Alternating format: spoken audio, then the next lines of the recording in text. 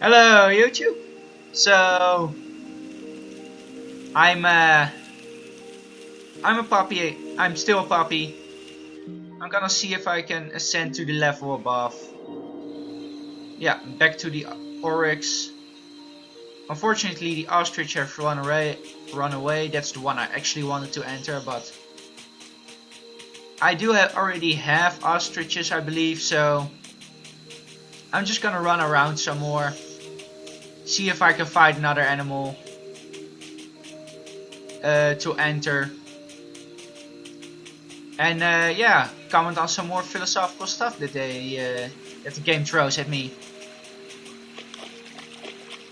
And yeah, like you saw last episode, I don't always agree with the game. I sometimes say like, hey, this is stupid, this is nonsense.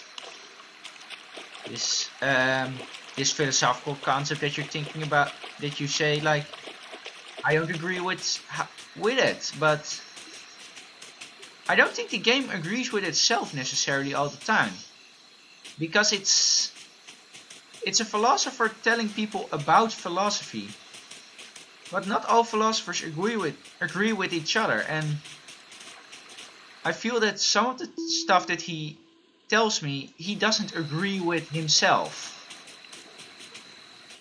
which is fine, is actually a good thing, because it would be rather boring to always agree with everything you say, with every person you talk, like to only talk about people you agree with. So now I'm a sable antelope, and yeah, let's see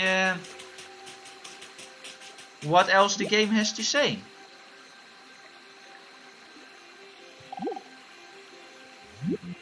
If there is any such thing at all as intelligence and love and beauty, well, you found it in other people. In other words, it exists in us as human beings. And as I said, if it is there in us, it is symptomatic of the scheme of things. We are as symptomatic of the scheme of things as the apples are symptomatic of the apple tree or the rose of the rose bush.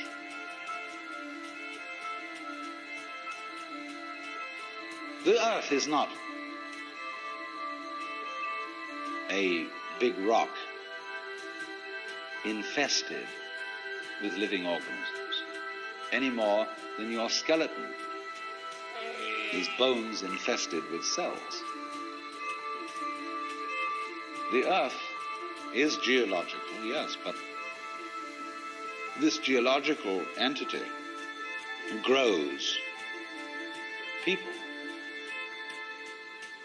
And our existence on the earth is a symptom of the solar system and its balances, as much as the solar system in turn is a symptom of our galaxy. And our galaxy in its turn is a symptom of the whole company of galaxies.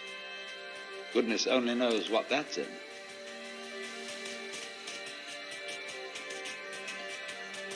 Again, I think he makes a really interesting point. The conviction that he has shown before, that human beings are not, that like the existence of human beings is symptomatic of, well, the earth, of our entire planet, and that our planet is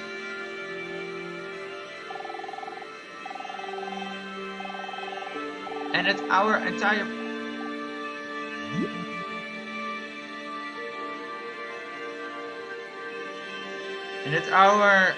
entire planet is, how shall I say it?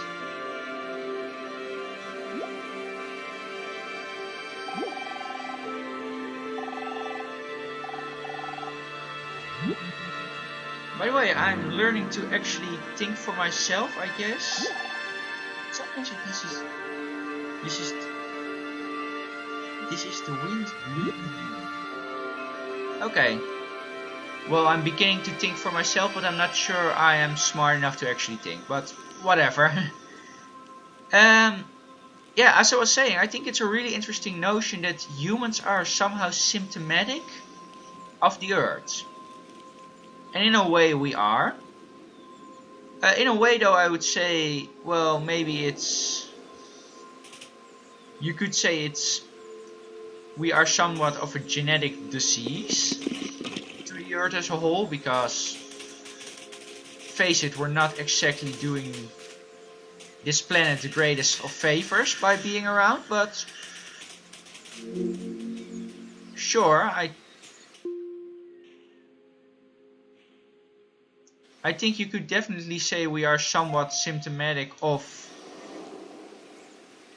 this planet.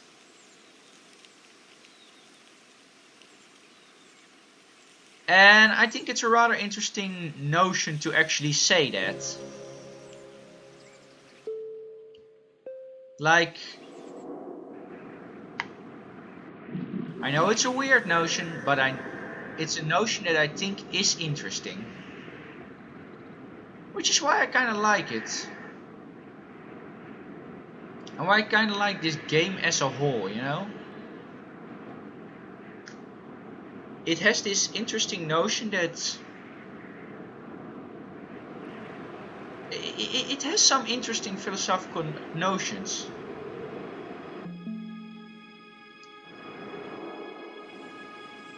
Even if not everything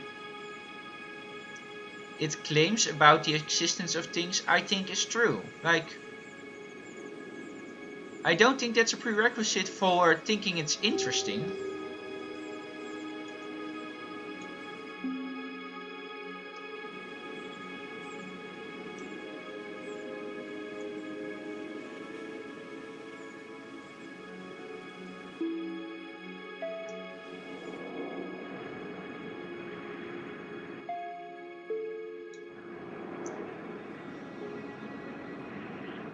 So yes, I do actually like this game a lot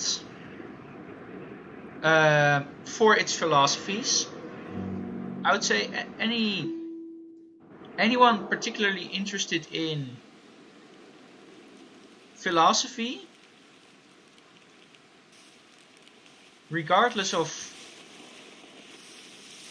like whether or not they agree with a lot of general philosophical concepts or not, should play this game. It kind of broadens your view on the whole thing.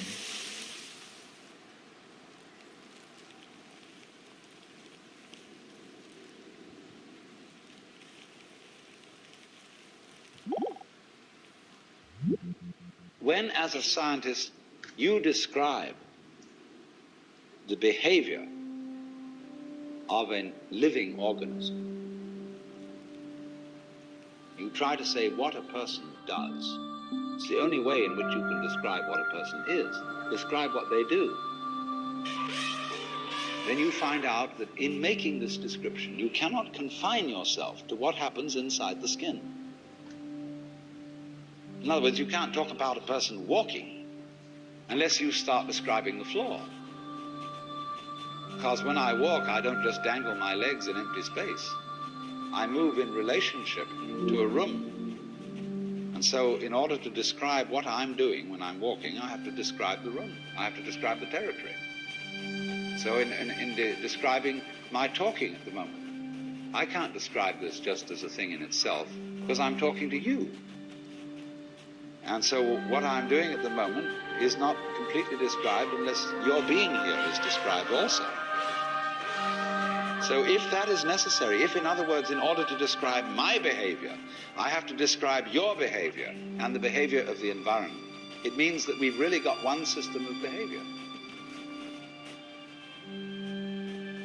That what I am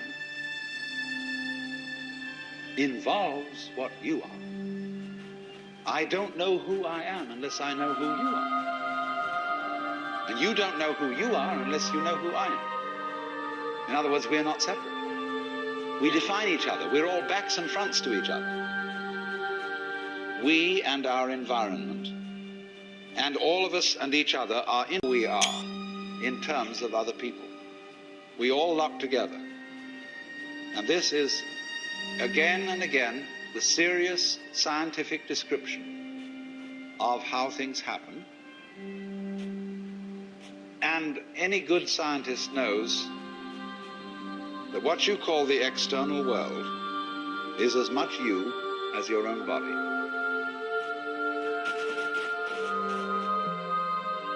Okay, I don't know how much of that accidentally got lost because I forgot to press record. But basically I was talking about how you cannot... Oh yeah, I danced by pressing 8. Nice. But he was talking about how...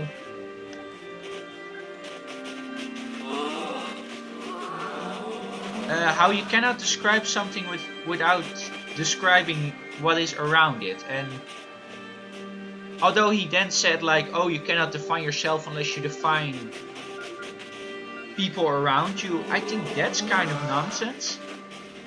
But it is definitely true in every sense of the word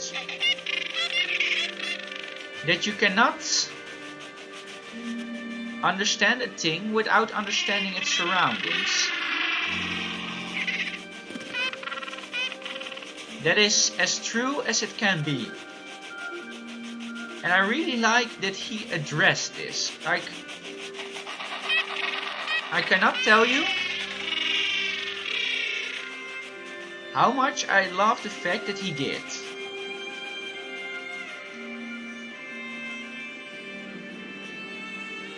It's because it's an important concept in actual serious science, that you cannot describe something without describing its surroundings.